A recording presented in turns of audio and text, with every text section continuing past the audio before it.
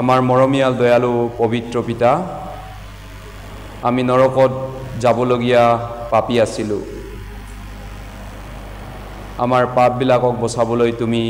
আমাৰ প্ৰতি দয়ালু হৈ প্ৰভু যীশুখ্ৰীষ্টক স্বৰ্গৰ পৰা পঠাই দিলা।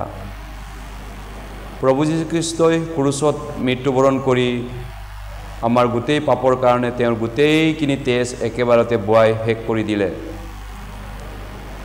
সেই স্বৰ্গীয় অনুগ্ৰহৰ দ্বাৰা আজি আমি আমাৰ পাপৰ পৰা ভুচি হ'লোঁ, পবিত্ৰ হ'লোঁ, চাপা হ'লোঁ। আমাক তুমি অনন্তকালৰ কাৰণে একেবাৰতে পবিত্ৰ কৰাৰ কাৰণে তোমাক আমি ধন্যবাদ, গৌৰৱ, প্ৰশংসা কৰিছোঁ। আমাৰ অতীতৰ, বৰ্তমান আৰু ভৱিষ্যত পাপো তুমি চিৰজীৱনৰ কাৰণে যীশুৰ তেজেৰে মুক্তি কৰি দিয়াৰ কাৰণে আমি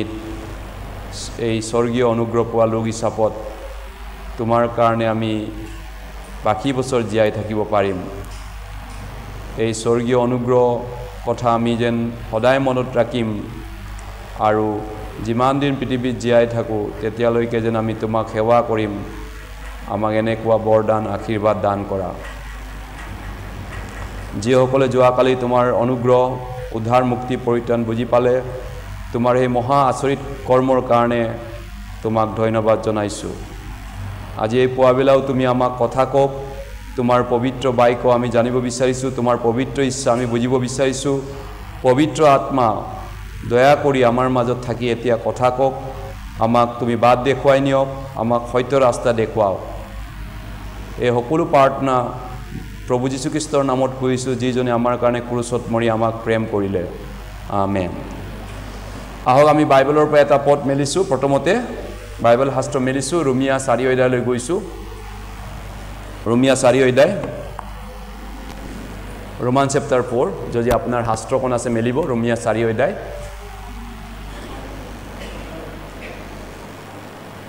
ৰোমিয়া 4 অধ্যায়,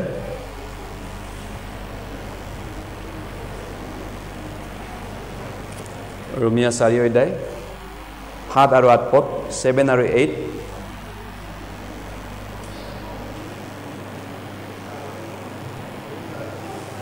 সাত আৰু 8 পদ আমি একেলগে পঢ়িম। 7 আৰু 8, ৰোমিয়া 4 অধ্যায় 7 আৰু 8 পদ। আহক আমি একেলগে পঢ়িছোঁ। যিবিলাকৰ অধৰ্ম ক্ষমা কৰা হ'ল আৰু যিবিলাকৰ পাপ ঢকা হ'ল, তেওঁবিলাক ধন্য।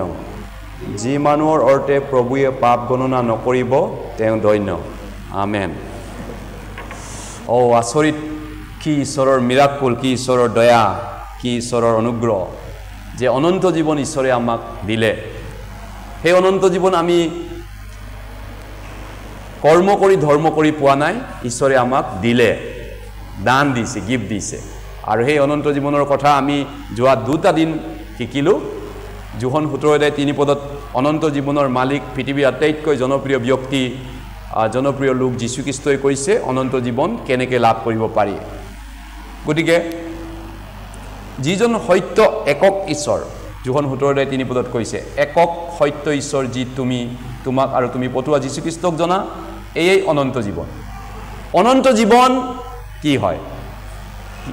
আপুনি জানিলে এতিয়া অনন্ত জীৱন মানে কি। এই অনন্ত জীৱন কিবা এটা কৰ্ম কৰি পোৱা বিষয় নহয়। গতিকে আমি এই পৃথিৱীত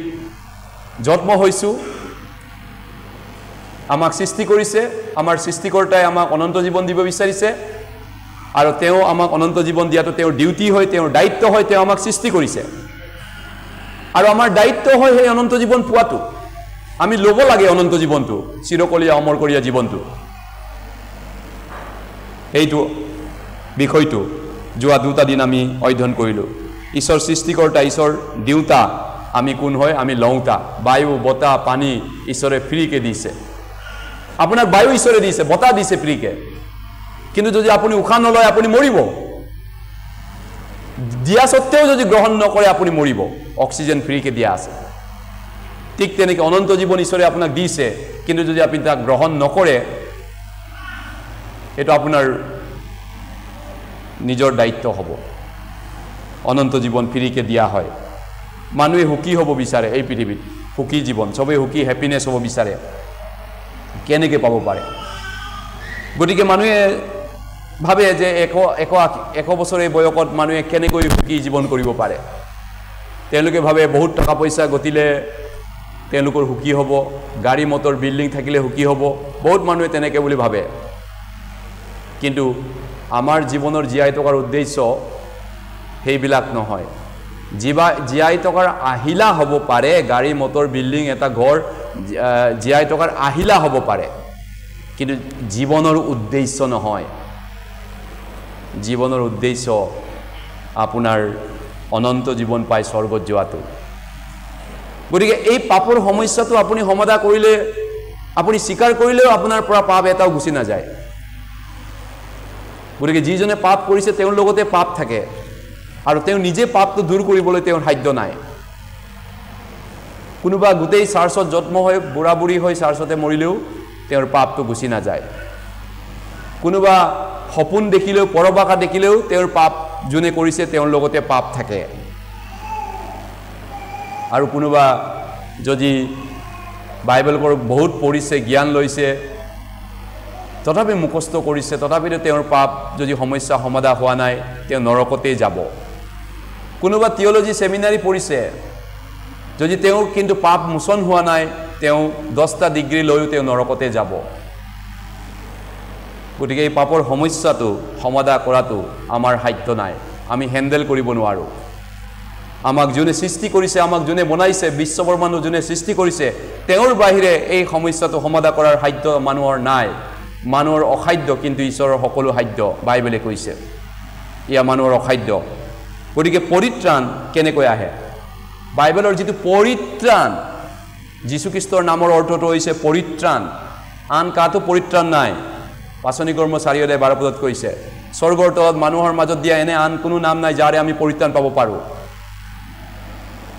যোহনে 14:6 কৈছে মই বাট সত্য আৰু জীৱন মোৰ যোগেদি নগলে পিতৃৰ ওচৰলৈ কোনো নাযায় একমাত্ৰ বাট যীশু খ্ৰীষ্ট হয় আন কোনো বাট নাই কোনো ৰাস্তা নাই প্ৰথম তিমথিয় 2:5 কৈছে ঈশ্বৰ এজনা আৰু তেওঁৰে মানুহৰ মাজত মধ্যস্থতাকাৰী এজনা তেওঁ মনুষ্য যীশু খ্ৰীষ্ট গতিকে পৰিত্ৰাণ মানে কি মতি 1:21 কৈছে তেওঁৰ নাম যীশু তবা কাৰণ তেওঁৱে নিজৰ লোকবিলাকক তেওঁবিলাকৰ পাপৰ পৰা পৰিত্ৰাণ কৰিব যীশুৰ নামৰ অৰ্থ হৈছে পাপৰ পৰা পৰিত্ৰাণ দিউতা হয় পৰিত্ৰাণ আহে পাপ মোচন হোৱাৰ যোগেদি লোকে 7:8 কৈছে পাপ মোচন হোৱা যি পৰিত্ৰাণ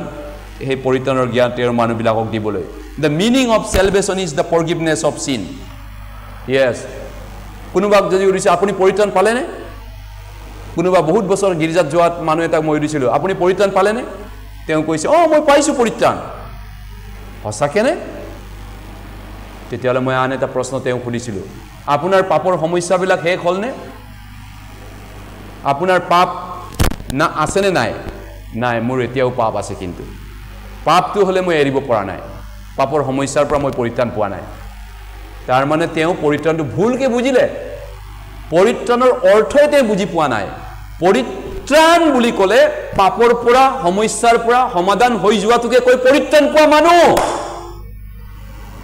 কি বুজিছা পাপৰ সমস্যা যদি সমাধান হোৱাই নাই কি পৰিত্ৰাণ পাইছে আপুনি ভুলকে বুজিছে ন গতিকে পাপৰ পৰা সমস্যাটো শেষ হৈ যোৱাটোকে কৈ বাইবেলত পৰিত্ৰাণ পোৱা মানুহ ইয়াৰ পৰা মই আশা কৰোঁ কোনো এজন যেন তেনেকুৱা পাপ সমস্যাটো টোপোলাটো ঘৰলৈ লৈ নাযায় মই প্ৰাৰ্থনা কৰিছোঁ বহুত আপোনালোকৰ কাৰণে এজনেও যেন নিজৰ পাপৰ টোপোলাটো বেগত ভৰাই লৈ নাযায় ইয়াতেই শেষ কৰি যাওক আপোনালোকে সমস্যাটো শেষ কৰি যাওক আৰু সেইটো বাইবেলৰ যোগেদি পোৱা যায় গতিকে আমাৰ সকলো পাপ যেতিয়া আমি ক্ষমা পাওঁ তেতিয়া আমি পৰিত্ৰাণ পাওঁ কিহৰ পৰিত্ৰাণ আত্মাৰ পৰিত্ৰাণ পাওঁ কোনে পঢ়ি দিব ইপিছে 1:7 সেই প্ৰিয়জনা আমি তেওঁ তেজৰ দ্বাৰা মুক্তি অৰ্থাৎ অপৰাধ দূৰৰ মোচন তেওঁ অনুগ্ৰহ ৰূপ ধনৰ দ্বাৰা পালোঁ হয় সেই প্ৰিয়জনাত মানে যীশু খ্ৰীষ্টত তেওঁৰ তেজৰ দ্বাৰা পাইছোঁ কিবা এটা তেওঁৰ তেজৰ বিনিময়ত আমি পাইছোঁ হয় ধন্যবাদ গতিকে কি কৈছে যে আমি যিটো পাপ কৰিলোঁ আমি যেটো বিচাৰ পাব লাগিছিল যেটো দণ্ড খাব লাগিছিল মাৰ খাব লাগিছিল আমি ভুল কৰা কামবিলাকৰ কাৰণে আমাৰ বদলি কোনোবা এজনক দণ্ড দিয়া হল মাৰ দিয়া হল শাস্তি কোনোবা এজনে ললে আমাৰ বদলি কোনোবা এজনে ললে আমাৰ পাপৰ বেষ্ট কোনোবা এজনে দিব লগা হল আৰু শাস্তি তেওঁ কোনোবা এজন খাব লগা হ'ল আৰু তেওঁৰ মূল্যৱান তেজেৰে তেওঁ আমাক কিনি ল'লেগে তেওঁৰ মূল্যৱান তেজেৰে আমাক অপৰাধৰ পৰা তেওঁ কিনি ল'লে উদ্ধাৰ কৰিলে গতিকে এতিয়া আমি উদ্ধাৰ পোৱা লোক হয় মুক্তি পোৱা লোক হয় আমি উদ্ধাৰ মুক্তি পাইছোঁ মোৰ দৰে এজন অধম পাপী যিজন পাপীয়ে নৰকত জুইত যাব লাগিছিল সেই নৰকত যাব লগা পাপীজনক একমাত্ৰ ঈশ্বৰৰ পুত্ৰই আহি পিনি মোৰ পাপৰ দাৰ বেজখিনি দি পিনি মোক মুক্তি কৰি দিলে গতিকে তেওঁ মোক অনন্তকাল স্থায়ীভাৱে মুক্তি কৰিলে চিৰজীৱনৰ কাৰণে মুক্তি কৰিলে গতিকে আমি অনন্তকাল চিৰজীৱনৰ কাৰণে আমি পাপ ক্ষমা পাইছোঁ চিৰকালৰ কাৰণে আমি ঈশ্বৰৰ পৰা পাপ ক্ষমা পাইছোঁ আপুনি পাপ ক্ষমা পালেনে ঈশ্বৰৰ পৰা আপোনাৰ পাপবোৰৰ পৰা আপুনি ক্ষমাদান পালেনে পাইছেনে কোনে কোনে পাপ ক্ষমা পাইছে ঈশ্বৰৰ পৰা কোনে কোনে ঈশ্বৰৰ পৰা আপোনাৰ নিজৰ পাপবিলাক ক্ষমা পাইছে হাত দাঙি দেখাব ঈশ্বৰক সবে ক্ষমা পাইছে thank you hallelujah praise the lord তেন্তে আন এটা প্ৰশ্ন সেকেন্ড প্ৰশ্ন উদিছো how much he has forgiven your sin তেওঁ আপোনাৰ পাপবিলাক কিমান ক্ষমা কৰিলে কিমান অলপমান গোটেইটো পুৰা নে আধা পুৰা হয় গতিকে তেওঁ আমাৰ মোৰ সকলো পাপ অনন্তকাল পুৰা সাৰা জিন্দগী গোটেইখিনি মাফ কৰি দিলে আৰু যেতিয়া আপুনি এই সত্যক বিশ্বাস কৰে সেই বিশ্বাস কৰাটোকে কয় পৰিত্ৰাণ salvation পৰিত্ৰাণ বুলি কয় গতিকে অনন্তকাল স্থায়ী মুক্তি নোহোৱাকে পৰিত্ৰাণ পাব নোৱাৰে আৰু অনন্তকাল স্থায়ী চিৰজীৱন ক্ষমা নোপোৱাকে আপুনি জীৱনত শান্তিৰে থাকিব নোৱাৰে যেতিয়া আপুনি পৰিত্ৰাণ পায় আপুনি তেতিয়া ঈশ্বৰৰ সন্তান হয় আৰু আপোনাক ঈশ্বৰে চিনি পোৱা হয় ইয়েস আপুনি ঈশ্বৰৰ দ্বাৰা চিনাকি হয় গালাতিয়া 4:9 কৈছে গতিকে ঈশ্বৰে আপোনাক যে চিনি পায় তাৰ প্ৰমাণ কি আছে অৱশ্যে এটাই প্ৰমাণ আমি ইজিকে ক'ব পাৰো মোৰ যে সকলো পাপ পুৰা ক্ষমা কৰিলে ঈশ্বৰে সেইটোৱে প্ৰমাণ ঈশ্বৰে মোক জানে ঈশ্বৰে মোক চিনি পায় এইখিনিলৈকে আপুনি এতিয়া জানিব পাৰে গতিকে এই ধৰণে আমি পাপ ক্ষমা পৰিত্ৰাণ নোপোৱা মানুহে ঈশ্বৰৰ সন্তান হ'ব নোৱাৰে এইটো জানিছো যিবিলাকে পৰিত্ৰাণ পোৱা নাই তেওঁলোক ঈশ্বৰৰ সন্তান নহয় ইয়েস আৰু যদি আপুনি ঈশ্বৰৰ সন্তান নহয় তেতিয়ালে আপোনাৰ পবিত্ৰ আত্মা নাই আৰু আপুনি যদি পবিত্ৰ আত্মা নাই ঈশ্বৰৰ সন্তান হোৱা নাই পৰিত্ৰাণ পোৱা নাই আপুনি নৰকলৈ জুইত যাব যেতিয়া আপুনি ঈশ্বৰৰ বিচাৰ আগত থিয় হ'ব ঈশ্বৰে আপোনাক ক'ব মই তোমাক চিনি নাপাওঁ হে অধৰ্মচাৰীবোৰ মোৰ ওচৰৰ পৰা আঁতৰ হ ইয়েস গতিকে 100% আপুনি নিশ্চয়তা হ'ব লাগিব 100% চিয়ৰিটি হ'ব লাগিব যে আপোনাৰ সমস্যাটো নাই এতিয়া পাপৰ সমস্যা আৰু আপোনাৰ পৰিত্ৰাণ আছে তেতিয়া আপুনি বাকি বছৰটো তেতিয়াৰ পিছত আপুনি বাকি বছৰ ঈশ্বৰৰ সন্তান ৰূপে জীয়াই থাকিব পাৰিব এই পৃথিৱীত যদি হেতু হয় ইয়েস গতিকে যিকোনো মানুহে ক'ব পাৰে মই নতুন জন্ম পোৱা খ্ৰীষ্টান বুলি মানুহে মুখেৰে সবে ক'ব পাৰে মুখেৰে কোৱাটো সবে ক'ব পাৰে হয় কিন্তু অনন্তকাল ক্ষমা পুৰা ক্ষমা যদি নিশ্চয়তা নাই পুৰা ক্ষমা হৈছে বুলি চিয়ৰিটি যদি নাই তেতিয়াহ'লে তেওঁলোকে নতুন জন্ম পোৱা খ্ৰীষ্টান নহয় তেওঁলোকক আমি কি বুলি কওঁ দেওবৰীয়া খ্ৰীষ্টান বা নামদাৰী খ্ৰীষ্টান নমিনেল খ্ৰীষ্টান বুলি কওঁ নামদাৰী খ্ৰীষ্টান বুলি কওঁ প্ৰকৃত ৰিয়েল খ্ৰীষ্টান নহয় ইয়েস গতিকে আমি যি পৰিত্ৰাণ পাইছোঁ অনন্ত পৰিত্ৰাণ পাইছোঁ ইব্ৰী 5:9 কৈছে অনন্ত পৰিত্ৰাণ আৰু এই পৰিত্ৰাণ আমাক ঈশ্বৰে ফ্ৰীকে গিফ্ট দিছে এনেকৈ ফ্ৰী গিফ্ট চাওক ফ্ৰী গিফ্ট গতিকে যিশুৱে আমাৰ কাৰণে মৰি দিলে আমাৰ কাৰণে জীৱন দিলে এতিয়া যিশুৱে আপোনাক গিফ্টটো দিছে চাওক এই গিফ্টটো লৈছে এইটো মোৰ ফ্ৰী গিফ্ট হয় তোমাৰ বাবে বুলি কৈছে তেতিয়া আপুনি যিশুক কি ক'ব পাৰে মই একোৱে কৰা নাই নিজৰ বাবে মই মাত্ৰ গ্ৰহণ কৰিছোঁ তুমি যি মোৰ কাৰণে কৰি দিলা মই এইটো মানি লৈছোঁ গ্ৰহণ কৰিছোঁ থেংক ইউ সেইটোৱে হৈছে পৰিত্ৰাণ গতিকে আমি একেলগে এটা বাইবেল পদ পঢ়ো হওক এপিচিয়া 2:8 পদ কিয়নো অনুগ্ৰহেৰে বিশ্বাসৰ দ্বাৰাই তোমালোকে পৰিত্ৰাণ পালা আৰু হে তোমালোকৰ পৰা নহয় ঈশ্বৰৰ হে দান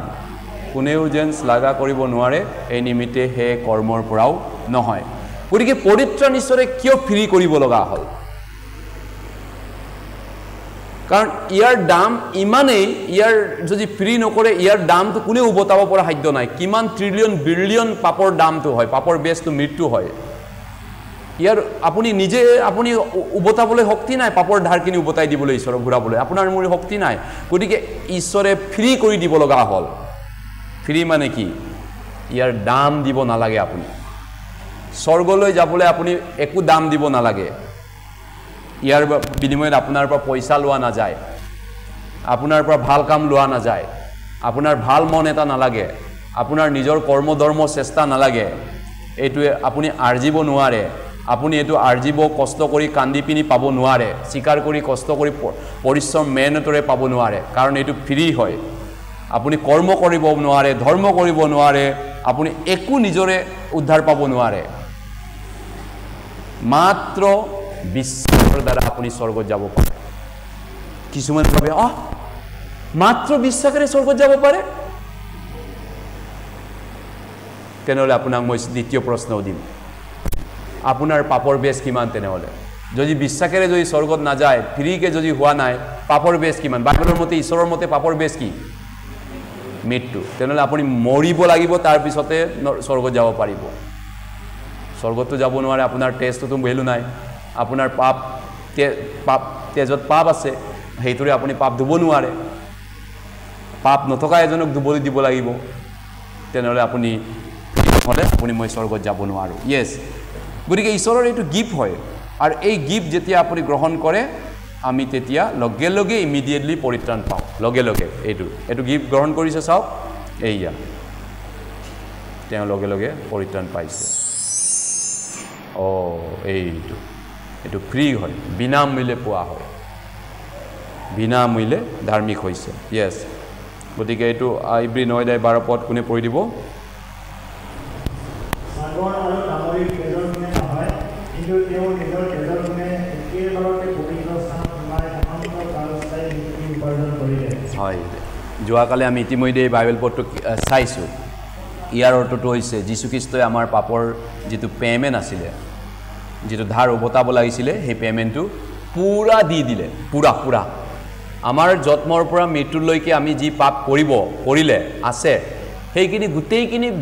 দামখিনি কৰিব লগা কৰ্মখিনি ধৰ্মখিনি সব যীশুখ্ৰীষ্টই পুৰা দি দিলে আৰু আপোনাৰ পালৰ পৰা 1 ইঞ্চি 1 পইচাও দিবলৈ নাই কৈছে এতিয়া কাৰণ এটো চিৰজীৱন চিৰকালৰ কাৰণে মুক্তি হৈ গল এতিয়া যীশুখ্ৰীষ্টই সিদ্ধ কৰিলে ক্ৰুচৰ ওপৰত ইট ইজ ফিনিশ সিদ্ধ হল বুলি তেওঁ ক্ৰুচত কলে গতিকে যীশুখ্ৰীষ্টৰ তেজে মোৰ প্ৰভুৰ তেজে ইমান চাপা মোৰ প্ৰভুৰ তেজে মোক সকলো অধৰ্ম সকলো পাপৰ পৰা চিৰজীৱনৰ কাৰণে মোক চাপা কৰিলে বগা কৰিলে গতিকে এতিয়া প্ৰভুৱে মোক চাপা কৰিবনে নে মোক চাপা কৰিলে মোক চাপা কৰিবনে মোক ধুবনে মোক ধুলে ইয়েস আমেন হালেলুয়া ইয়েস গতিকে প্ৰভুৱে ইতিমধ্যে আমাক ধুলে মই ধুম কোনোবা ভাবিছে মই গহপুৰলৈ ঘূৰি যাম মোৰ পাপটো ধুবৰ কাৰণে প্ৰভুক কান্দিব লাগিব প্ৰভুৰ ওচৰত প্ৰভুৱে তেনেকে কথা কৈছে নে অলৰেডি ধুই দিয়া হল বুলি কৈছে নে ধুবলৈ আকৌ ধুবলৈ তাত ধেমাজিত গহপুৰত লখিমপুৰ ধেমাজিত গৈ কবাত দৰঙত গৈ বা তিনচুকীয়াত গৈ পাপ ধুবৰ কাৰণে কান্দিব লাগিবগে ইতিমধ্যে ধোৱা হৈ গল বাইবেলে কৈছে মাত্ৰ তেওঁ বিশ্বাস কৰা বুলি কৈছে মই কৰি দিলো মোৰ কামটো বিশ্বাস কৰা এইটোৱে বাইবেলে কৈছে গতিকে বিশ্বাস নকৰাৰ আগতে ঈশ্বৰে অলৰেডি আমাৰ পাপটো ধুলেই কেতিয়া ধুলে 2000 বছৰৰ আগত আমাৰ পাপটো ধোৱা কামটো যিশুৱে ক্ৰুচত মৰা কামটো কেতিয়া কৰিলে 2000 বছৰ আগতেই কৰিলে গতিকে আমি এতিয়াহে বিশ্বাস কৰিছো কাৰণ এতিয়া আমি জানিছো কথাটো এতিয়া বিশ্বাস কৰিছো ঠিক আছে একো নাই কিন্তু কামটো ঈশ্বৰৰ ফালৰ পৰা কৰা কামটো 2000 বছৰ আগতে শেষ কৰি থৈ দিছে 2000 বছৰ আগতে যিশুৱে ক'লে সিদ্ধ হ'ল আজি কোৱা নাই তেওঁ 2000 বছৰ আগত কৈছে এই কথাটো ক্ৰুচৰ ওপৰত গতিকে পাপ ধোৱা কামটো আজিৰ কাম নহয়, এইটো অলৰেডি কৰি দিয়া হয় অনন্তকালৰ কাৰণে, কেতিয়াবাই কৰিলে 2000 বছৰ আগতেই। আমি মাত্ৰ বিশ্বাসহে কৰিছোঁ, এতিয়া জানিছোঁ বিশ্বাসহে কৰিছোঁ। সেইকাৰণে অনুগ্ৰহেৰে বিশ্বাসৰ দ্বাৰাই তোমালোকে পৰিত্ৰাণ পালা, আত্মাৰ পৰিত্ৰাণ কৈছে, তোমালোকৰ পৰা নহয়, ঈশ্বৰৰ হে দান। এইটো ফ্ৰীকে আমি পাইছোঁ, গিফ্ট পাইছোঁ। য়েছ, এয়া গিফ্টটো আমি গ্ৰহণ কৰিলে আমাৰ হৈ যায়। তিতত কৈছে 3:2-11 সকলো মানুহলৈ পৰিত্ৰাণ অনা ঈশ্বৰৰ অনুগ্ৰহ প্ৰকাশিত হ'ল। অনুগ্ৰহ হয় সেইটো। অনুগ্ৰহ মানে কোনো দাম লোৱা নাযায়, ফ্ৰীটো অনুগ্ৰহ বুলি কয়। এইটো পঢ়ি দিব, কি কৰিছে 3:4-5 কিন্তু যেতিয়া আমাৰ প্ৰাণকৰ্তা ঈশ্বৰৰ মধুৰ স্বভাৱ আৰু মনুষ্য জাতিলৈ প্ৰেম প্ৰকাশিত হ'ল, তেতিয়া আমি কৰা ধৰ্মৰ কাৰণে নহয়, কিন্তু তেওঁ নিজ দয়াসমূহে নতুন জন্মৰ স্নান আৰু পবিত্ৰ আত্মাই নতুন কৰাৰ দ্বাৰাই আমাক পৰিত্ৰাণ কৰিলে। গতিকে আমি কৰা ধৰ্মকৰ্মৰ কাৰণে নহয়, ইয়াতে কৈছে কিন্তু দয়া ঈশ্বৰ দয়ালু হোৱাৰ কাৰণে তেওঁ আমাক পৰিত্ৰাণ কৰিলে। পৰিত্ৰাণটো ঈশ্বৰৰ কেৱল দয়া হয়, মোৰ একো নাই ক'বলৈ। মোৰ নিজৰ ফালৰ পৰা একো কৰা নাই, মই গৰ্ব কৰিব নোৱাৰোঁ, মোৰ নিজৰ ধৰ্মও নাই, কৰ্মও নাই, মোৰ একো নাই তাত, কেৱল ঈশ্বৰে মোক দয়া কৰি মোক দিছে। গতিকে আপুনি পূৰ্বে দয়া পোৱা মানুহ নাছিলে, এতিয়া দয়া পোৱা লোক হ'ল। 1 পিতৰ 2:11 কৈছে, পূৰ্বে তোমালোকে দয়াৰ পাত্ৰ নাছিলা, কিন্তু এতিয়া দয়াৰ পাত্ৰ হ'লা। এতিয়া আমি দয়া পাইছোঁ ঈশ্বৰৰ পৰা। দয়ালু ঈশ্বৰে আমাক দয়া কৰিলে, সেইটোৱে হৈছে পৰিত্ৰাণ। হয়, এতিয়া আমি আগত আমাৰ অন্তৰত পাপৰ অন্তৰ একো নাছিলে, আমাৰ মনটো পাপ ভৰ্তি আছিলে। এতিয়া আমাৰ পাপ মোচন হ'ল বুলি আমি জানিলোঁ, অলপ কিবা এটা আমি পোহৰ যেন লাগিছে আমাৰ অন্তৰত। সেইটোকে কয় পবিত্ৰ আত্মা সোমাই গ'ল আপোনাৰ ভিতৰত। অলপ যে পোহৰ ভাল লাগিছে, মনটো পৰিষ্কাৰ চাফা, সেইটো পবিত্ৰ আত্মাৰ কাৰ্য। হলি স্পিৰিটে আপোনাৰ ভিতৰত সোমাইছে। যেতিয়া আপোনাৰ পাপ চব মোচন হ'ল, পাপ থকা জেগাত পবিত্ৰ আত্মা নোসোমায়, কাৰণ পবিত্ৰ আত্মা পবিত্ৰ হয়। য'ত পাপ মোচন হয়, পাপ ক্ষমা হয়, তাত পবিত্ৰ আত্মা সোমায়। এতিয়া পবিত্ৰ আত্মা সোমোৱাৰ কাৰণে আপোনাৰ জীৱন ধীৰে ধীৰে ষ্টেপ বাই ষ্টেপ বদলি হ'ব ঈশ্বৰৰ মৰমত, ঈশ্বৰৰ প্ৰেমত। গতিকে ঈশ্বৰ ইজৰাইলক স্বৰ্গ যাবৰ কাৰণে ভেড়া কাটিব দিছিল, আৰু ভেড়া কাটি তেওঁলোকে পাপৰ পৰা পৰিত্ৰাণ পাইছিল। মই কেনেকৈ পৰিত্ৰাণ পালোঁ? মই কি ভেড়া কাটি পিনি পৰিত্ৰাণ পাইছোঁ নেকি? মোৰ কাৰণে মই কি বেৰা কাটিলোঁ? মই কি বলি দিলোঁ? মই কিবা এটা কৰিছিলোঁ নেকি? আপুনি কিবা এটা পাপ ক্ষমা পাবৰ কাৰণে কিবা এটা বলি দিলে, কৰিলে? আপোনাৰ কিবা এটা আছে কৰা কাম? একো নাই, মই একো কৰা নাই, কিন্তু কোনে কৰি দিলে মোৰ কাৰণে? বলি কামটো কোনে কৰি দিলে? ইজৰাইলত পুৰণা নিয়মত ভেড়াই কৰি দিছিলে, আমাৰটো কোনে কৰি দিলে এতিয়া? যীশু খ্ৰীষ্ট। সেইটোকে কয় অনুগ্ৰহ, এইটোকে কয় অনুগ্ৰহ। যীশুৱে কৰি দিলে, মোৰ কৰা বুলি ঈশ্বৰে ধৰি ল'লে, এইটোকে কয় grace. Hallelujah, hallelujah, praise the lord. হয়, গতিকে এইধৰণে ঈশ্বৰে আমাক অনেক প্ৰমাণ দিছে, ৰিচিপ্ট দিছে বাইবেলত, যে আমাক যেনেকৈ মোবাইল কিনিলে, দামী বস্তু কিনিলে ৱাৰেণ্টি ৰিচিপ্ট পায়, এই বাইবেলখনত তেনেকুৱা কিমান ৱাৰেণ্টি ৰিচিপ্ট আছে। মই কৰি দিলোঁ, মই দি দিলোঁ দামটো, মই মৰি দিলোঁ, মোৰ তেজ দিলোঁ, মোৰ জীৱন দিলোঁ। কিমানটা বাইবেল পদ আপুনি চাব, পুৰণা নিয়ম লাগে নে নতুন নিয়ম লাগে? সহস্ৰ বাইবেল পদ আছে। হয়, ঈশ্বৰে কৈছে ৰিচিপ্টবিলাক চাব পাৰে, ৰিচিপ্টত প্ৰমাণবিলাক আছে। এইটো পঢ়ি দিব, ৰোমিয়া 6:8-18 আগেয়ে তোমালোক পাপৰ দাস আছিলা, কিন্তু ধিক্কাৰ দি আদৰ্শলৈ সমৰ্পিত হ'লা। অন্তঃকৰণে সৈতে তাক মানিবলৈ যে তোমালোক আজ্ঞাহীন হ'লা, আৰু পাপৰ পৰা মুক্ত হৈ যে স্বাধীনতাৰ দাস হ'লা, তাৰ কাৰণে ঈশ্বৰৰ ধন্যবাদ কওঁ। পাপৰ দাগ আছিলা, যেতিয়ালৈকে মই সত্যক জনা নাছিলোঁ, সত্য নজনাৰ আগলৈকে মই পাপৰ দাগ আছিলোঁ, যোৱাকালিলৈকে, আবেলিলৈকে, যোৱাকালি দুপৰীয়ালৈকে। কাৰণ যীশুৱে যোহন 8 কৈছে, যিকোনে পাপ আচৰণ কৰে সি পাপৰ দাগ, 8:34 কৈছে। কিন্তু তোমালোকে সত্যক জানিবা, সত্যই তোমালোকক মুক্ত কৰিব। এতিয়া আমি সত্যক জনাৰ পিছত পাপৰ পৰা যে আমাৰ মুক্তি হৈ গ'ল, আমি বুজি পালোঁ। এতিয়া আমি পাপৰ গোলাম নহয়, পাপৰ পৰা স্বাধীন পোৱা মানুহ, স্বাধীন, ইণ্ডিপেণ্ডেণ্ট পাই গ'লোঁ, পাপৰ পৰা স্বাধীন যেতিয়া মানুহ। গতিকে এতিয়া আমি কি কৈছে, আমি একেলগে পঢ়িম যোহন 8:32। তোমালোকে সত্যক জানিবা আৰু সেই সত্যই তোমালোকক মুক্ত কৰিব গতিকে বহুত মানুহে স্বাধীনতা বিচাৰি আছে শান্তি বিচাৰি আছে সুখী জীৱন বিচাৰিছে নিজৰ জীৱনত সবেই পাব বিচাৰিছে কেনেকৈ পাব পাৰিব সেই শান্তি সেই আনন্দ সেই স্বাধীনতা জীৱন তেওঁলোকে ভাবে বহুত টকা পইচা গতিলে পাম নেকি এই শান্তি আনন্দ তেওঁলোকে কিবা এটা শিকিব বিচাৰে স্বাধীনতা শান্তি পাবৰ কাৰণে পঢ়া শুনা কৰিব বিচাৰে বাৰে বাৰে কিবা এটা শিকিব বিচাৰে স্বাধীন লাগে সুখ লাগে শান্তি লাগে জীৱনত কিন্তু হেকত গৈ তেওঁলোকে নাপায় জীৱনত শান্তিও নাপায় প্ৰকৃত আনন্দও নাপায় নিজৰ জীৱনত কিন্তু কেৱল ঈশ্বৰেহে আপোনাক প্ৰকৃত স্বাধীনতা দিব পাৰে স্বাধীন চিতিয়া এটা জীৱন আপোনাক দিব পাৰে কেৱল সত্য ঈশ্বৰে আপোনাক প্ৰকৃত আনন্দ আৰু শান্তি দিব পাৰে গতিকে কেনেকৈ আমি সেই শান্তি আনন্দ আশীৰ্বাদটো পাব পাৰিম বাইবেলে কৈছে সত্যক জানাৰ যোগেদি বাইবেলৰ সত্যক জানাৰ যোগেদি আমি সেই শান্তি আনন্দ পাব পাৰোঁ গতিকে আমি বাইবেলৰ এই সত্যক বিচাৰিলোঁ যোহন 5:39 কৈছে তোমালোকে বাইবেল শাস্ত্ৰৰ কথা বিচাৰা আৰু আমি বিচাৰিছোঁ যোৱা পৰহিৰ পৰা বিচাৰি বিচাৰি এতিয়া পালোঁ যে ঈশ্বৰে মোক কেনেকৈ মৰম কৰিলে বিচাৰি উত্তৰটো পালোঁগৈ এতিয়া আমি প্ৰকৃত স্বাধীনতা পাইছোঁ আনন্দ পাইছোঁ শান্তি পাইছোঁ হয় আপুনি সেই স্বাধীনতা শান্তি গিৰ্জাত এনে এটেণ্ড কৰি ৰেজিষ্টাৰত নাম লিখি পাইছিল জানো নাপায় চাৰ্চত এটেণ্ড কৰি থাকিলে বুঢ়াৰলৈকে এটেণ্ড জন্মৰ পৰা চাৰ্চতে বুঢ়া বুঢ়ী হ'লেও আপুনি সেই স্বাধীনতা সেই শান্তি পোৱা নাপায় বা নিজে অকলে বাইবেলটো পঢ়িও পাইছে জানো এইটো নাই পোৱা আপুনি আজিলৈকে পোৱা নাছিলে সেইটোৱে যথেষ্ট নহয় অকল গিৰ্জাত গৈ থকা অকল বাইবেল নিজে পঢ়ি থকাটোৱে যথেষ্ট নাছিলে আপোনাৰ বাবে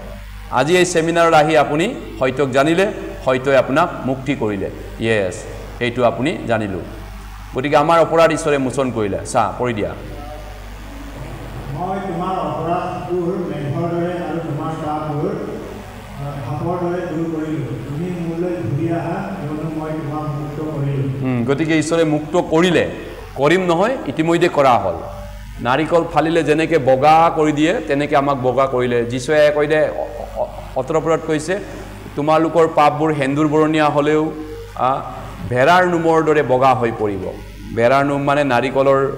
বগা যেনেকা ঈশ্বৰে আমাৰ পাপবোৰ তেনেকৈ বগা কৰিলে যীশুৰ তেজেৰে কাৰণ ঈশ্বৰৰ তেজ হয় যীশুৰ তেজটো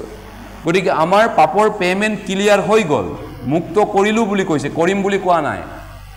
পাপৰ ধাৰটো দি দিলোঁ বুলি কৈছে দিম বুলি কোৱা নাই গ্ৰামাৰটো আপুনি জানিব লাগিব গ্ৰামেটিকেল যিটো ব্যাকৰণৰ বৰ্ণনা কাৰণ বাইবেলৰ গ্ৰামাৰটো আপুনি বুজি পাব লাগিব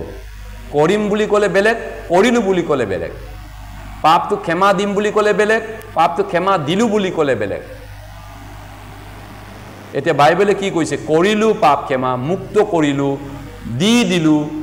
সেইটোৱে কৈছে কৰিম বুলিতো কোৱা নাই ভৱিষ্যৎ কালততো কোৱা নাই অতীত কালত কৰা হৈ গ'ল 2000 বছৰ আগতে কৰা হ'ল কামটো আপোনাৰ মোৰ দায়িত্বটো মাত্ৰ বিশ্বাস কৰাটো গতিকে যীশুখ্ৰীষ্টই আমাৰ ইজৰাইলৰ যেনেকৈ ভেড়াই নিস্তাৰ কৰি মিছৰ দেশৰ পৰা উলিয়াই আনিছিলে এতিয়া আমাৰ নিস্তাৰ পৰ্ব আমাক বচাওঁতা আমাক পাপৰ বিচাৰৰ পৰা আমাক পাৰ কৰাই নিওঁতাজন যীশুখ্ৰীষ্ট হয় কাৰণ আমাৰ মৰিবলগীয়া জেগাত তেওঁ মৰি দিলে সেইটোৱে হৈছে জিজাছ ক্ৰাইষ্ট ইজ দ্য লেম অফ গড পাছ অভাৰ লেম ক্ৰাইষ্ট পাছ অভাৰ লেম তেওঁ ইয়াৰ অৰ্থটো হৈছে যীশুখ্ৰীষ্টই মেৰ ভেড়া যি ভেড়া কাটিবলগীয়া ইজৰাইলৰ ভেড়াটো আছিলে প্ৰথম সন্তানক বচাবলৈ প্ৰথম সন্তানটিৰ বদলি যেনেকৈ ভেড়াটো মৰি দিলে যীশুখ্ৰীষ্টই আমাৰ কাৰণে মৰি দিলে আমি মৰিব লাগিছিল পাপৰ কাৰণে তেওঁ মৰিলে গতিকে তেওঁৰ মৃত্যুৰ দ্বাৰা আমাৰ পাপবিলাকৰ কাৰণে তেওঁৰ মৃত্যুৰ দ্বাৰা এতিয়া ভেড়া হিচাপত তেওঁ ইজৰাইলক যেনেকৈ ৰক্ষা কৰিলে প্ৰথম সন্তানক সেই ভেড়াটোৱে যীশুৱে মৃত্যুৰ যোগেদি আমাক ঈশ্বৰৰ বিচাৰৰ পৰা ৰক্ষা কৰিলে আৰু ঈশ্বৰৰ বিচাৰটো আমাৰ পৰা পাৰ হৈ গ'ল আমাৰ ওপৰত নপৰে এতিয়া ঈশ্বৰে কেৱল যীশুৰ তেজটোৱে দেখা পায় ইয়েছ গতিকে মই যেতিয়া তোমালোকক তেজ দেখিম তোমালোকক এৰি থৈ যাম পঢ়ি দিবা ৰুমিয়া 5:8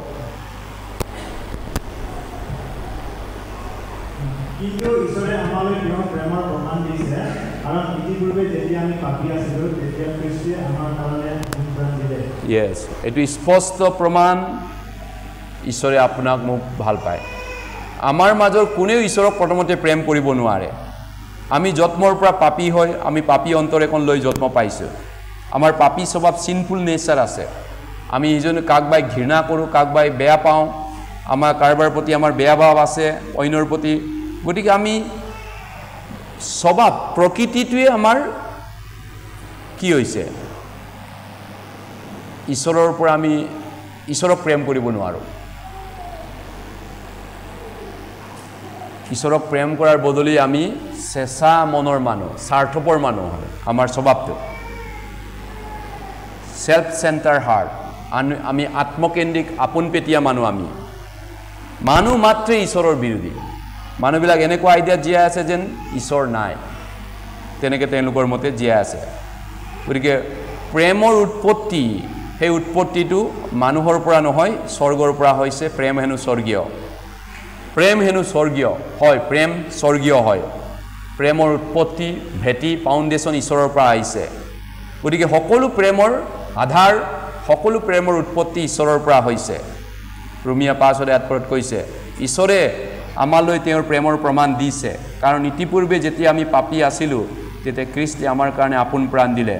ইয়েছ যেতিয়া আমি পাপী আছিলোঁ ৰোমিয়াত কোৱা মতে আমি দুৰ্বল আছিলোঁ ঈশ্বৰৰ শত্ৰু আছিলোঁ সেই অৱস্থাতে আমাৰ কাৰণে খ্ৰীষ্টে আপোন প্ৰাণ দিলে আমাৰ কাৰণে জীৱন দিলে হয় আমাৰ অপৰাধ আৰু পাপত যেতিয়া মৰি আছিলোঁ আমাৰ দৰে অধম পাপীয়ে এতিয়া সেই সময়ত কোনোবাই আমাৰ কাৰণে জীৱন দিলে গতিকে কোনোবাই যদি আমাক প্ৰেম কৰে চুবুৰীয়াৰ পৰা যদি আপুনি কিবা এটা গিফ্ট পায় কিবা এটা উপহাৰ পায় আপোনাৰ বেনিফিট হয় কিমান ভাল লাগে কোনোবাই আপোনাক তেনেকুৱা উপকাৰ কৰে বেনিফিট দিয়ে কিমান মনটো ভাল লাগি যায় আপুনি গিফ্ট পালে কিন্তু ভাবি চাওক আপুনি কিবা এটা উপহাৰ পাইছে কিবা এটা গিফ্ট পাইছে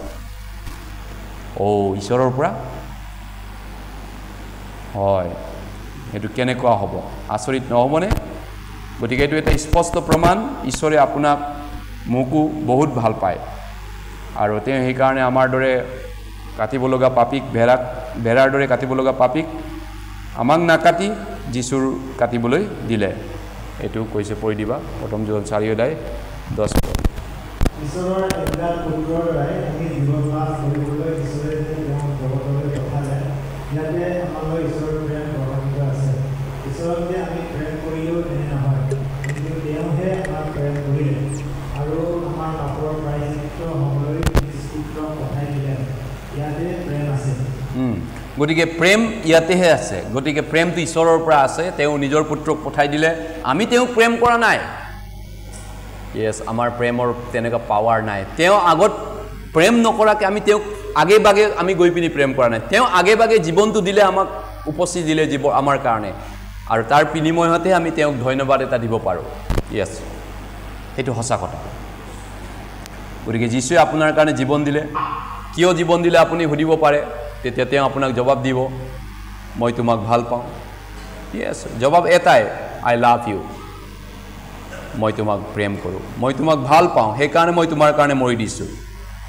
ৰোমিয়া 5:5 কৈছে আমি একেলগে পঢ়িম আৰু সেই আশাই লাজত নেপেলায় কিয়নো আমাক দিয়া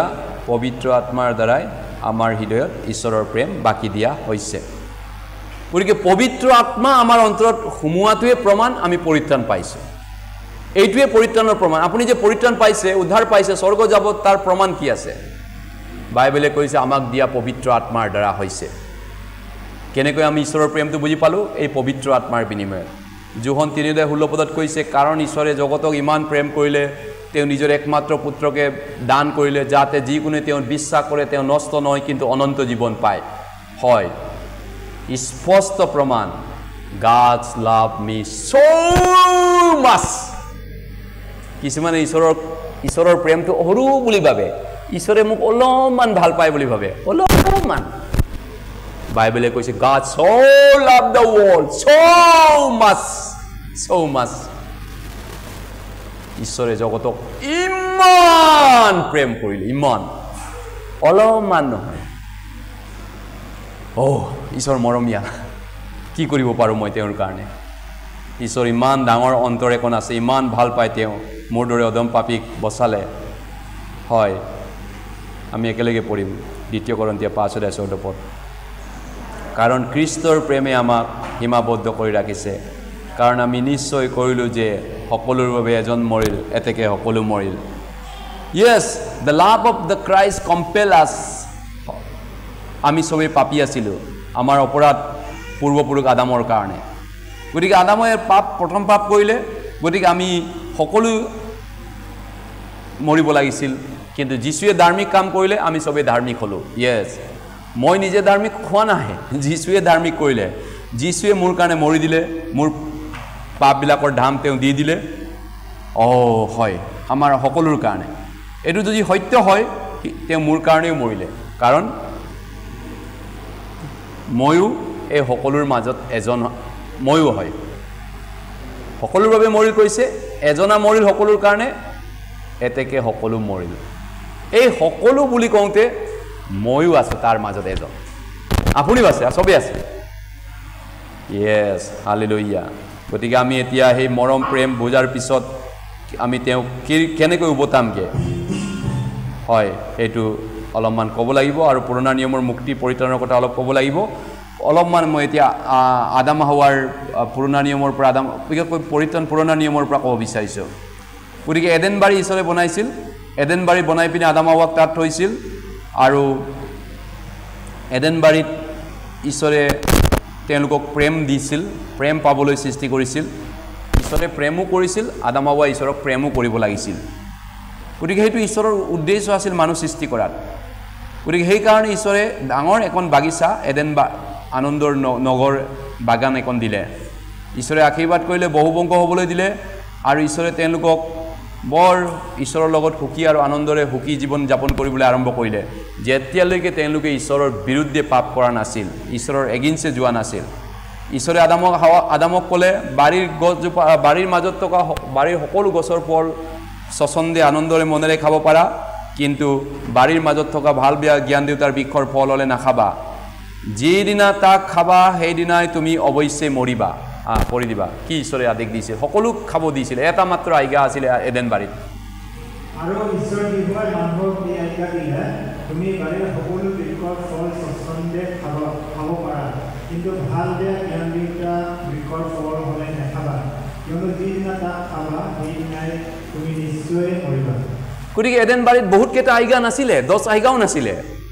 এটা আজ্ঞা মাত্ৰ আছিলে যে এজোপা গছৰ ফল নাখাবা ইমান ইজি আছিলে নহয়নে এটো পালন কৰাটো হাজাৰ লাখ কৰোৰটা ফলমূল আপেল আঙুৰ আছে সব খাব পাৰে এজোপা গছৰ ফল নাখাবা কৈছে কিন্তু কি হ'ল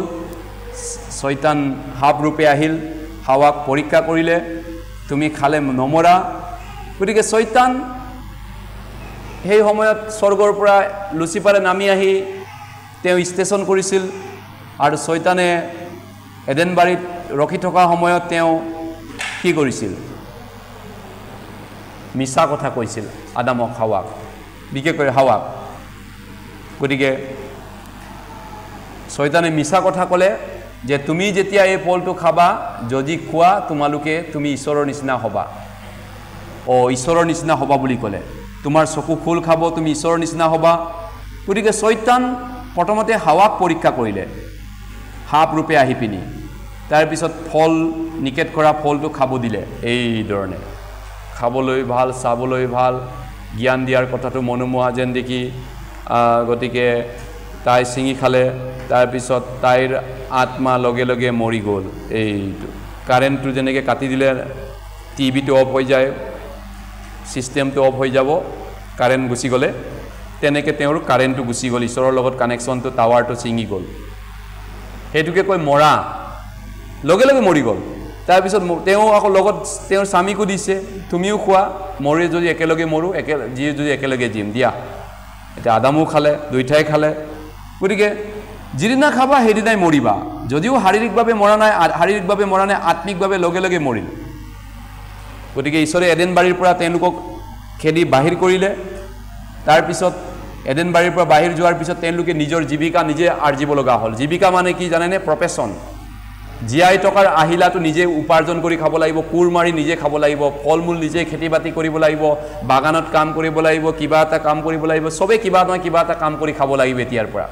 এডেন বাৰীত সেইটো নাছিলে, ঈশ্বৰে চব কৰি দিছিলে, কাৰণ ঈশ্বৰে সৃষ্টি কৰিছে, ঈশ্বৰৰ দায়িত্ব আছিলে এইটো। কিন্তু এডেন বাৰীৰ পৰা বাহিৰ হোৱাৰ পিছত নিজে জীয়াই থকাৰ আহিলাটো যোগাব লগা হ'ল। গতিকে সেইকাৰণে আমি এডেন বাৰীত নাই কাৰণে এতিয়া আমাৰ জীৱনো এই বংশৰ পৰা আহিছোঁ, আমি চবেই দুখ কষ্টৰে ভৰা এটা জীৱন পাইছোঁ। এই পৃথিৱীত আমাৰ দুখ কষ্ট বেছি নে সুখটো বেছি? দুখ কষ্ট বেছি। সেইকাৰণে এইটো বাস্তৱ সত্য। এই আদাম হাৱাৰ বংশৰ পৰা আমি প্ৰমাণ। গতিকে আমাৰ অনেক দুখ আছে, কষ্ট আছে, হাও আছে, গতিকে এইখন পৃথিৱীত জীয়াই থকালৈকে। আৰু এদিনাখন আমাৰ দেহাও মৰিব লাগিব, আত্মাটো নমৰে, আত্মা ইতিমধ্যে স্বৰ্গত যোৱা হ'ল। গতিকে এইখন পৃথিৱীত তেনেকুৱা জিৰণি শান্তিময় স্বৰ্গ নাই। গতিকে আদাম হাৱাই পাপ কৰিলে, ডিমৰু গছৰ পাত পিন্ধি আছিল, ডিমৰু গছৰ স্কাৰ্ট পিন্ধিলে। তাৰপিছত আদাম আদাম বুলি ঈশ্বৰে বিচাৰিছে। এই ডিমৰু গছৰ স্কাৰ্টটো কি বুজায়? লেংকা আছিলে তেওঁলোকে, আচলতে কাপোৰ পিন্ধা নাছিলে, কিন্তু ডিমৰু গছৰ পাত ঢাকিবলৈ চেষ্টা কৰিছে। কিন্তু এই ডিমৰু গছৰ পাতেৰে তেওঁলোকৰ লেংটা অৱস্থাটো কিমান দিন ঢাকিব? এই ডিমৰু গছ ৰ'দত উঠা বহা কৰোঁতে এটা এটাকৈ পৰি পিনি নাইকিয়া হ'ব। গতিকে ডিমৰু গছৰ পাতটোৱে তেওঁলোকৰ যিটো লেংটা, ঈশ্বৰৰ আগত সেই লেংটাটো ঢাকিব নোৱাৰে, বিবস্ত্ৰ। গতিকে তেওঁলোকে এই স্কাৰ্ট বনাইছে। ইয়াৰ পৰা আমি কি শিকিব পাৰোঁ? এই ডিমৰু গছৰ স্কাৰ্টটো কি বুজায়? মানুহে নিজে ভাল কাম কৰি পিনি স্বৰ্গ যাব চেষ্টা কৰাত, ঈশ্বৰলৈ ঘূৰি যাবলৈ চেষ্টা কৰা। মই সুধিছিলোঁ যোৱাকালি, আপুনি স্বৰ্গত যাব পাৰিবনে? পাপ আছেনে? মই চেষ্টা কৰিব লাগিব, ভাল কাম কৰিব লাগিব, এতিয়াৰ পৰা মই ভাল হ'ম। আদাম হাৱাও সেইটোৱে কৰিলে। ডিমৰু গছ ঈশ্বৰৰ ওচৰৰ পৰা নিবিচাৰি নিজে ডিমৰু গছৰ পাত্তা বনাই ল'লে, স্কাৰ্ট এটা। গতিকে এই ডিমৰু গছৰ পাত্তা স্কাৰ্টটো মানুহৰ নিজৰ ধৰ্ম কৰ্ম বুজায়। আৰু মানুহৰ ধৰ্ম কৰ্ম দ্বাৰা মানুহ কেতিয়াও স্বৰ্গ যাব নোৱাৰে, আদামক বুজাই দিলে। তেতিয়া ঈশ্বৰে আদামক বিচাৰিলে, আদাম আদম আদম ক'ত আছা তুমি? তেতিয়া আদমে কি ক'লে জানে?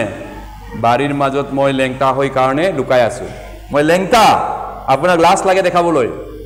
আদামে কিবা ডিমৰু গছ পিন্ধি আছে পাত, তিনি লেংটা বুলি কৈছে। তাৰমানে আদামে পাপ কৰিলে, এইটো স্বীকাৰ কৰিলে, মানি লৈছে, মোৰ ভুল হৈ গ'ল, আপুনি যি নাখাবলৈ কৈছিলে মই খাই পেলালোঁ। সেইধৰণে ঈশ্বৰে তেওঁক মুক্তি দিলেগৈ। সেইকাৰণে তেওঁক পৰিত্ৰাণ দিলে।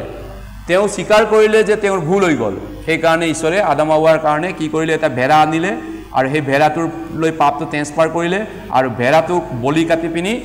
আদাম হাৱাৰ জেগাত ভেড়াটোক কাটি পেলালে, আৰু ভেড়াটোৰ পৰা তেজটো উলিয়াই পাপটো মোচন কৰিলে, কাৰণ তেজ উলিওৱা নহ'লে পাপ মোচন নাই। এইধৰণে আদাম হাৱাৰ পাপটো মোচন কৰাৰ লগতে ডিমৰু পাতটো স্কাৰ্টটো গুচাই নতুন কাপোৰ পিন্ধালে, নতুন লেডাৰ কাপোৰ, কাৰণ পাপৰ বেছ মৃত্যু। গতিকে কোনোবাই মৰিবই লাগিব, আৰু বিধানৰ মতে তেজ উলিওৱা নহ'লে পাপ মোচন নহয়। ৰোমিয়া 6:23 কৈছে, পাপৰ বেছ মৃত্যু, মৰিব লাগিব, আদাম হাৱাই মৰিব লাগিব, নহ'লে আদাম হাৱাৰ কাৰণে কোনোবা মৰিব লাগিব। আৰু ইব্ৰী 9:22 মতে ঈশ্বৰৰ আইন মতে কৈছে, বিধানৰ মতে তেজেৰে শুচি কৰা হয়, তেজ উলিওৱা নহ'লে পাপ মোচন নহয়। গতিকে আদাম হাৱাৰ কাৰণে কোনোবাই এতিয়া ভেড়া এটা মৰিব লাগিব। এইয়া আদাম হাৱাৰ এডেন বাৰীত এতিয়া বেলেগ মানুহ নাই, কাক মাৰিব? আদাম হাৱাক বচাব লাগিব ঈশ্বৰে। বচাবলৈ এটাই উপায় কৰিলে, ভেড়াটোকে ধৰি ল'লে। এই ভেড়াটো আচলতে যীশুখ্ৰীষ্ট যে মচিহ আহিব মানৱ জাতিক বচাব, এইটো কথা ইংগিত কৰিছিলে, ইচাৰা বুজাইছিলে। গতিকে এই ভেড়াটো পাপটো ল'লে, এই ভেড়াটোৱে মৰিছে আদাম হাৱাৰ কাৰণে। এই ভেড়াটো বলি হ'ল। তাৰপিছত তেজটো দুই পিনে আদাম হাৱাৰ পাপ মোচন হ'ল। তাৰপিছত নতুন কাপোৰ পিন্ধাইছে। চা ডিমৰু পাতটো চাচোন, এইটো লুকাই দিছে, গ'ল। এতিয়া লেডাৰ কাপোৰ পিন্ধাইছে, চামৰা কাপোৰ। এইটোকে কয় পৰিত্ৰাণ পোৱা মানুহ, এইটোকে কয় চেলভেশ্যন। আদিপুস্তক 3:21 কৈছে, ঈশ্বৰ যি হোৱাই আদাম আৰু তেওঁৰ ভাৰ্যালৈকো ছালৰ বস্ত্ৰ কৰি এইবিলাকক পিন্ধালে। ছাল বস্ত্ৰ পিন্ধিলে। এইটো যিমান লোক যীশুখ্ৰীষ্টক বিশ্বাস কৰিলে, সেই সকলোৱে যীশুক পিন্ধিলে বুলি গালাতিয়াত কৈছে। পিন্ধা, বিশ্বাস কৰা মানে পিন্ধি লোৱা। আমি একেলগে পঢ়িম যীশু 21:10।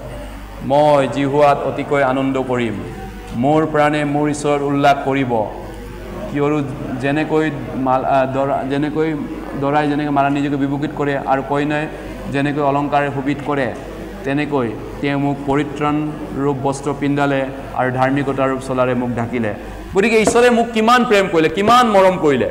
মোক তেওঁ ধাৰ্মিকতাৰ চোলা দিলে, পৰিত্ৰাণৰ বস্ত্ৰ পিন্ধালে কৈছে। মই গৰু পোৱালি যেনেকৈ দেউ দি নাচি পুৰি থাকে, মই সদায় পৰিত্ৰাণৰ আনন্দত নাচি আছোঁ। এইকাৰণে বগা কাপোৰ মোক পিন্ধাইছে পৰিত্ৰাণৰ পিন্ধা যীশুৰ তেজৰ দ্বাৰা পিন্ধাইছে মোৰ কৰ্মৰে নহয় যীশুৰ তেজেৰে আৰু পৰিত্ৰাণৰ কাপোৰ মই পিন্ধিছো যীশুক বিশ্বাস কৰা মানে পিন্ধা ইয়েস তাৰ পিছত আন এটা কাহিনী আছে পঢ়ি দিব কি হ'ল আদাম হাৱাৰ ল'ৰাটো দুটা তাৰ মৰমে কইনে ব্যৱহাৰ স্বৰূপে মাটিৰ উৎপন্ন হোৱা কিছু ফল ব্যৱহাৰ উদ্দেশ্যে উৎসৰ্গ কৰিলে আৰু হেবলেও নিজৰ জামৰ পৰা প্ৰথমে লগা কেইটামান পহু আৰু সেইবোৰৰ তেল উৎসৰ্গ কৰিলে পাছে জিহুৱাই হেবলক আৰু তেওঁৰ উপহাৰ গ্ৰহণ কৰিলে কিন্তু কইনক আৰু তেওঁৰ উপহাৰক ফলে গ্ৰহণ নকৰিলে তাতে কইন অতিকৈ ক্ৰোধ হ'ল আৰু তেওঁৰ পশু আমজীৱন হ'ল গতিকে এই ধৰণে এতিয়া চাওক আদাম আৰু হাৱাৰ ল'ৰা কইন আৰু হেবেলে ঈশ্বৰক পূজা কৰিব আগবাঢ়িছে কইনে মাটিৰ পৰা পথাৰত খেতি বাতি কৰি ফল মূল আনিছে নিজৰ চেষ্টা বুকুৰা বহুত চেষ্টা কৰিছে বহুত কষ্ট কৰি চাইছে বহুত ঘাম পেলাইছে তেওঁ কিন্তু হেবলে দিলে এটা ভেড়া কাটি বুলি চাওক এই দুটাৰ মাজৰ উপহাৰটো ঈশ্বৰে কাক গ্ৰহণ কৰিলে কাৰ উপহাৰ গ্ৰহণ কৰিলে কাক গ্ৰহণ কৰিলে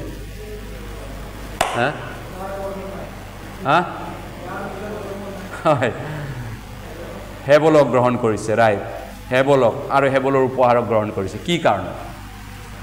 একচুৱেলি আদি পুস্তকত যদিও উত্তৰ বিচাৰি নাপায় বেলেগ এটা জেগাত আছেগৈ উত্তৰ বহুত মানুহে ভাবে যে স্বৰ্গত যাবলৈ নিজে চেষ্টা কৰিব লাগিব ভাল কাম কৰিব লাগিব বহুত মানুহে তেনেকৈ ধাৰণা আছে যেনেকৈ আদাম হাৱাৰ ল'ৰা কইনেও এইটো ধাৰণা কৰিলে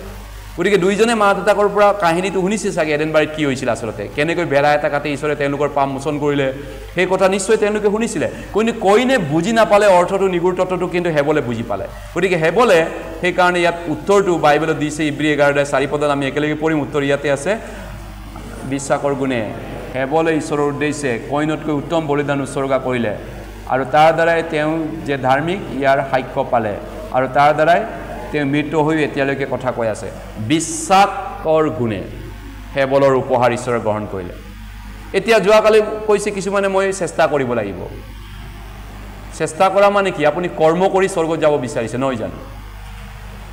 কিন্তু বাইবেলে কৈছে বিশ্বাসৰ গুণেহে স্বৰ্গত হেবলে গ'ল কৰ্মৰ কৰা কইনে নৰকত গ'ল বাইবেলত চাওক কৰ্ম কৰা কইনে মানুহ প্ৰথম নৰহত্যাকাৰীও হয় সিয়ে কৰ্ম কৰাৰ ওপৰত গুৰুত্ব দিছিলে কিন্তু সিয়ে প্ৰথম মানুহ হত্যা কৰিলে পৃথিৱীত মানৱ জাতি ইতিহাসত গতিকে কইনকো ঈশ্বৰে নললে তেওঁৰ উপহাৰকো নললে হেবলকো ললে তেওঁৰ উপহাৰকো ললে তাৰ ৰহস্যটো কি কৰ্মৰ অভাৱ আছিল নেকি কইনৰ একো কৰ্মৰ অভাৱ নাই কইনতকৈ উত্তম কৰ্ম কৰা মানুহ নাই পৃথিৱীত এক প্ৰকাৰে চাবলৈ গ'লে কইনৰ একো পাপ নাছিলে চাবলৈ গ'লে ইয়াত কিন্তু কইনক ঈশ্বৰে নৰকত ঘটিয়াই দিলে তেওঁৰ কৰ্মও ঘটিয়াই দিলে তেওঁৰ চেষ্টাও ঘটিয়াই দিলে কাৰণ এই হাওপোৱা মানুহৰ পাপিষ্ট হাওপোৱা মানুহৰ কৰ্ম ধৰ্ম চব হাও লগা যিছয়ে 64:6 কৈছে মানুহৰ সকলো ধৰ্ম কৰ্ম চোৱা লগা পতাকানি বুলি কৈছে এই পৃথিৱীত হাও দিয়া পৃথিৱীৰ পৰা দিয়া ফল মূল ঈশ্বৰে গ্ৰহণ নকৰে যিজনে ঈশ্বৰৰ আগত স্বীকাৰ কৰে মই এজন পাপী ঈশ্বৰ মোক বচাওক মোক দয়া কৰক আপোনাৰ দয়াৰ বিনে মোৰ বাচাৰ কোনো ৰাস্তা নাই সেইজনৰ ঈশ্বৰৰ উপহাৰ গ্ৰহণ কৰে সেইজনক ঈশ্বৰে মৰম কৰে নম্ৰচিত্ৰৰ লোকবিলাক ধন্য কিয়নো তেওঁবিলাকে ঈশ্বৰৰ দৰ্শন পাব মতি 5:8 কৈছে নম্ৰবিলাক ধন্য ইয়েছ উত্তৰ এইটো গতিকে বহুত মানুহে ভাবে স্বৰ্গত যাবলৈ কি কৰিব লাগিব স্বৰ্গত যাবলৈ তেওঁলোকে ভাবে তেওঁলোকৰ ভুল ধাৰণা আছে ভুল বিশ্বাস আছে কিছুমানে ভাবে বহুত মই কষ্ট কৰিব লাগিব সেমিনাৰত আমি শিকিলো ঈশ্বৰ এজন আছে বাইবেল আছে ইয়াৰ পৰা মই ঘূৰি গৈ বহুত চেষ্টা কৰিম বহুত গীৰ্জাত যাম বহুত সেৱা কৰিম ঈশ্বৰক ভালকে কাম কৰিমগে মই সেইটো স্বৰ্গত যোৱা ৰাস্তা নেকি সেইটো স্বৰ্গত যোৱা ৰাস্তা নহয় প্ৰিয়সকল ভুল নুবুজিব সেইটো স্বৰ্গত যোৱা ৰাস্তা নহয় গতিকে স্বৰ্গলৈ যোৱা ৰাস্তাটো কি তেনেহ'লে বহুত টকা আপুনি দান দিব লাগিব গীৰ্জাত ডনেশ্যন দিব লাগিব বহুত ভাল কাম কৰিব লাগিব আজিলৈকে যিমান ভাল কাম কৰিছে এইটো যথেষ্ট নহয় আৰু বেছি কৰিব লাগিব গোটেই জীয়াই টকালৈকে স্বৰ্গত যাবলৈ একদম দেওবাৰে প্ৰতি এবচেণ্ট নকৰাকৈ চাৰ্চত যাব লাগিব সেইটো স্বৰ্গলৈ যোৱা ৰাস্তা নো আপুনি স্বৰ্গলৈ এইবিলাক কামেৰে কেতিয়াও যাব নোৱাৰে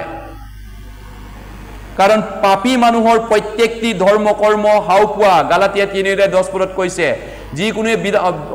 কাৰণ লিখা আছে বিধানৰ কৰ্মৰ সকলো হাউগ্ৰস্ত বিধানৰ কৰ্মৰ অধীনৰ সকলোবিলাক হাউগ্ৰস্ত যিকোনোৱে বিধান পুস্তকত লিখা সকলো কথা গোটেই জীৱন সদায় পালন কৰি নাথাকে তেওঁ হাউগ্ৰস্ত হাউ পোৱা অভিশাপ পোৱা গালাতিয়া 3:10 পদটো মুখস্থ কৰি চাবগে কৰ্মৰে মানুহে চেষ্টা কৰাবিলাকক ঈশ্বৰে নৰকত হাউ দিছে কৈছে ঈশ্বৰৰ দয়াৰ ওপৰত যোনে ভৰসা কৰিব তেওঁলোকে স্বৰ্গত যাব দয়ালু ঈশ্বৰ হয় কেৱল মাত্ৰ ঈশ্বৰৰ দয়াৰ ওপৰত ভৰসা কৰাবিলাক কেৱল মাত্ৰ যীশুৰ তেজটোৰ ওপৰত ভৰসা কৰাবিলাক কেৱল মাত্ৰ যীশুৱে ক্ৰুচত মৰা কামটো ক্ৰুচত বিশ্বাস কৰাবিলাকে স্বৰ্গত যাব এই কাৰণে প্ৰথম কোৰিন্থীয় 1:18 ওপৰত কৈছে সেই ক্ৰুচৰ কথা বিনাকৰ পাত্ৰবিলাকলৈ মূৰ্খতা কিন্তু পৰিত্ৰাণৰ পাত্ৰ যি আমালৈ ঈশ্বৰৰ শক্তি স্বৰূপ ইয়েছ কেৱল মাত্ৰ আমি স্বৰ্গলৈ যোৱা ৰাস্তা যীশু খ্ৰীষ্টৰ তেজে আন কাটো মোৰ পৰিত্ৰাণ নাই কেৱল মাত্ৰ যীশুৰ তেজে ইয়েছ তেনেকুৱা উদাহৰণ বাইবেলত বহুত আছে ইজৰাইল 400 বছৰ মিছৰ দেশত আছিলে সেই সময়ত ঈশ্বৰে তেওঁলোকক ওলাই যাবলৈ আদেশ দিছিলে কিন্তু পৌৰণ ৰজাই এৰি দিয়া নাছিল তেতিয়া লাষ্ট উৎপাত ঈশ্বৰে পঠাই দিছিলে জ্যেষ্ঠ সন্তানক মাৰিম বুলি কৈছিলে তেতিয়া ইজৰাইলৰ জ্যেষ্ঠ সন্তানক বাচিবলৈ মুচিয়ে আদেশ দিলে তোমাৰ জাতিয়ে এটা ভেড়া ল'বা আবেলি 3টা বজাত ভেড়াটো বলি দিবা আৰু দুৱাৰত চৌকাতত তেজটো লগাবা আৰু যাৰ দুৱাৰত তেজটো দেখা পাম সেই ঘৰত তেজটো দেখিলে মই সংসাৰক মহামাৰীয়ে সেই ঘৰত নোসোমাব আৰু জ্যেষ্ঠ সন্তান বাচি যাব ইজৰাইলে পতাপত বেগাবেগিকে তেজ লগালে দুৱাৰত তেজ লগালে তেজ ভেড়া ছাগলী তেজ এই ভেড়াটো যীশু খ্ৰীষ্টৰ তেজটো বুজায় যীশুৰ তেজৰ ইংগিত কৰে ভেড়া ঈশ্বৰৰ মেৰ পোৱালিৰ ভেড়া এই আবেলি 3টা বজাত যেনেকৈ ভেড়াটো ইজৰাইলে লগাইছিলে যীশুৱে শুকুৰবাৰ আছিলে এদিনাখন আবেলি 3টা বজাত যীশুৱে ক্ৰুচত প্ৰাণ ত্যাগ কৰিছিলে গতিকে ইজৰাইলৰ সেই নিস্তাৰ কৰা ভেড়াটো আবেলি 3টা বজাত লগোৱাৰ পিছত এই ধৰণে তেওঁলোকে সেই তাৰ পৰা ওলাই আহিছিল তেজটো দেখি পিনি তেজ আছেনে আপোনাৰ অন্তৰত যীশুৰ আপোনাৰ ধৰ্মকৰ্ম আছে আপোনাৰ বুকুটো হাত দি চাওক আপোনাৰ অন্তৰত যীশুৰ তেজটো বিশ্বাস কৰিছেনে নে নিজৰ ধৰ্মকৰ্ম আপুনি বিশ্বাস কৰি আছে মই সেই তেজ দেখি তোমালোকক এৰি থৈ যাম এই ধৰণে ইজৰাইলবিলাকে সেই তেজ লগোৱাৰ কাৰণে বাচি গ'ল এজনো জ্যেষ্ঠ সন্তান নমৰিলে জ্যেষ্ঠ সন্তান মানে পৰিত্ৰাণটোক বুজায় গতিকে এই ধৰণে ইজৰাইলে আজি মিছৰ দেশৰ পৰা ওলাই আহি কানান দেশলৈ গৈ পালেগে ইয়েছ তেজ কোনে পৰি দিব পৰি দিয়ক তোমালোকে যি ঘৰত থাকা সেই ঘৰত সেই তেজে তোমালোকৰ অভ্যাসী হ'ব তাতে মই সেই তেজ দেখি তোমালোকক এৰি থৈ যাম আৰু মই মিছৰ দেশত সংসাৰ কৰোঁতে তোমালোকক বিনষ্ট কৰিবলৈ কোনো আপুনি তোমালোকক নাপাব হয় তেজ কি হে মোৰ পাপ ধুই নিয়ে কেৱল মাতোন যীশুৰ তেজে মোৰ সৎকাৰ্যই নোৱাৰে কেৱল মাতোন যীশুৰ তেজে ব্লাড খুন হয় তেজৰ বিনা আপোনাৰ পাপ মোচন নাই তাৰপিছত আন এটা শেষ কথা পিতলৰ সাপ ইজৰাইল যেতিয়া মিছৰ দেশৰ পৰা ওলাই আহিছিল কি হৈছিল জানেনে তেওঁলোকে অৰণ্যত যাত্ৰা কৰাৰ সময়ত তেতিয়া অৰণ্যত লাল সাগৰ পাৰ কৰি চুপ সাগৰ পাৰ কৰাৰ পিছত তেওঁলোকে অৰণ্যত 40 বছৰ আছিল যেতিয়া চিনই পৰ্বতৰ ওচৰলৈ গৈ পাইছিল তেতিয়া তেওঁলোকে ঈশ্বৰ আৰু মুচিক কমপ্লেইন মাৰিছিলে কিয়নো খোৱা বস্তু নাই পানী নাই বুলি আমি অৰণ্যত মৰিবলৈ তুমি কিয় উলিয়াই আনিছা এইটো মুচি তোমাৰ গলতি তোমাৰ ভুল আমি মিছৰ দেশলৈ উভতি যাম তেতিয়া ঈশ্বৰে সেই কমপ্লেইনাৰবিলাকক বদিবৰ কাৰণে বিষাক্ত পয়জনিয়াছ সাপ পঠাই দিছিলে আৰু মানুহবিলাক মৰি গ'ল তেতিয়া হাপে কুটি বহুত মানুহ মৰি গ'ল তেতিয়া মানুহবিলাকে মুচিৰ ওচৰত কান্দিছিলে মুচি আমি ঈশ্বৰৰ বিৰুদ্ধে পাপ কৰিলোঁ জিহুৱাৰ বিৰুদ্ধে প্লিজ আপোনাৰ বিৰুদ্ধে পাপ কৰিলোঁ প্লিজ আপুনি প্ৰে কৰি দিয়ক আমাৰ কাৰণে আপুনি প্ৰাৰ্থনা কৰি দিয়ক তেতিয়া মুচিয়ে প্ৰাৰ্থনা কৰিলে ঈশ্বৰৰ ওচৰত আৰু মুচিৰ প্ৰাৰ্থনা ঈশ্বৰে মধ্যস্থতাকাৰী হিচাপে গ্ৰহণ কৰিলে তেতিয়া ঈশ্বৰে মুচিক কৰে যে তুমি এটা পিতলৰ সাপ বনোৱা আৰু নিশান স্বৰূপে ওপৰলৈ তুলি ধৰিবা যোনে যোনে পিতলৰ সাপটোলৈ দৃষ্টি কৰিব তেওঁলোকে জীৱ লগে লগে জি উঠিব এই ধৰণে আৰু লগে লগে পিতলৰ সাপবিলাক চোৱাবিলাক লগে লগে জি উঠিছে বিষাক্ত পেটি সাপে পুঠি মৰিব লগা মানুহবিলাক জি উঠিল সেয়া ঈশ্বৰৰ পাৱাৰ এই পিতলৰ সাপটো সেই খ্ৰীষ্ট যীশু ক্ৰুচত আৰাটোক পুনৰুত্থানটোক বুজায় যীশুৱে যে মানৱ জাতিৰ পাপৰ কাৰণে মৰিব আৰু জি উঠিল সেইটো বিশ্বাস কৰিছিল অৰণ্যত থকা ইহুদীবিলাকে যোনে যোনে বিশ্বাস কৰিছিল তেওঁলোকে স্বৰ্গত আছে এতিয়া যোনে বিশ্বাস নকৰিলে তাতে মৰি পিনি নৰকত গ'ল তেতিয়াই এই তলতে কিছুমান বিশ্বাস নকৰাবিলাক পৰি আছে তলতে মৰি আছে সব ইহুদীয়ে স্বৰ্গত নাযায় বিশ্বাসৰ কথা আছে বিশ্বাসে সকলো আদি মন্ত্ৰ তলত চাচোন এই বিশ্বাস কৰাবিলাক উঠিছেগে স্বৰ্গত গ'ল ইয়েছ আপুনি বিশ্বাস কৰিলে স্বৰ্গত যাব বিশ্বাস নকৰিলে নৰকত যাব পঢ়ি দিবা কি কৈছে যিশুৱে এই কাহিনীটো ইয়াত উল্লেখ কৰিছেগে অৰণ্য মুচিয়ে যেনেকৈ হাতটো তুলিছিল তেনেকৈ মানুহৰ পুত্ৰ উত্তাৰিত হ'ব লাগে যাতে তেওঁ বিশ্বাস কৰা সকলোৱে অনন্ত জীৱন পাব পাৰে গতিকে মানুহৰ পুত্ৰক যি মৰি পিনি জি উঠিল যোনে বিশ্বাস কৰে ঈশ্বৰে সকলোকে পৰিত্ৰাণ পোৱা বিচাৰে পৰিত্ৰাণ মানে নৰকৰ পৰা ৰক্ষা পোৱাটো বিচাৰিছে কাৰণ ঈশ্বৰে আপোনাক ভাল পায় মোক ভাল পায় গতিকে ঈশ্বৰে যীশুক মৰিবলৈ দি পিনি এৰি নিদিলে তেওঁ জি উঠিল জগতৰ পাপ নিওঁতে ঈশ্বৰৰ মেৰ পোৱালিক চোৱা গতিকে চোৱাচোন কাৰ কাৰণে মৰিছে এবাৰ পৰ্দাত চাওক কাৰ কাৰণে এইটো মৰিছে কাৰ পাপৰ কাৰণে তেওঁৰ পাপৰ কাৰণে মৰিছে নে আপোনাৰ পাপৰ কাৰণে মৰিছে তেওঁ হয় ইয়েছ গতিকে চোৱা বুলি কৈছে হে পৃথিৱী নিবাসীবিলাক মোলৈ চাই পৰিত্ৰাণ প্ৰাপ্ত হোৱা মোলৈ চাই যীশুৱে কৈছে যেহোৱাই কৈছে মোক চাই পিনি পৰিত্ৰাণ লোৱা মোক চাই কৰ্ম কৰা বুলি কোৱা নাই চোৱা কৈছে ইয়াত কৈছে হে পৃথিৱী অন্তবাসীবিলাক মোলৈ দৃষ্টি কৰি পৰিত্ৰাণ প্ৰাপ্ত হোৱা পৰিত্ৰাণ কৰ্মৰে পাব নোৱাৰে